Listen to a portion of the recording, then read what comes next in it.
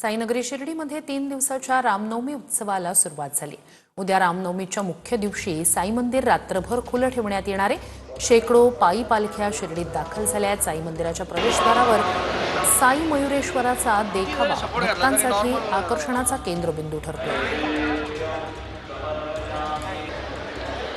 शिर्डीमध्ये रामनवमी उत्सवाचा उत्साह पाहायला मिळत आहे। आज रामनवमी उत्सवाचा पहिला दिवस आहे आणि 3 दिवस रामनवमी उत्सव साजरा केला जातो। रामनवमी उत्सवाच्या पार्श्वभूमीवर अशा पद्धतीने देखावे जे आहेत ते साईबाबा संस्थांच्या वतीने साकारण्यात आलेले आणि वृक्ष संवर्धनाचा संदेश जो आहे तो देण्यात आलेला आहे।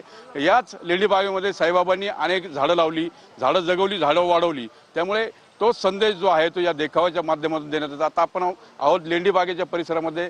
आज रामनवमी उत्सव असल्यानं आज साईबाबांची रथातून मिरवणूक निघणार आहे। सुवर्ण रथ जो आहे त्यातून साईबाबांची पालखी मार्गावरून जी मिरवणूक आहे ती पार पडणार आहे। मनोज गाडेकर, TV9 मराठी।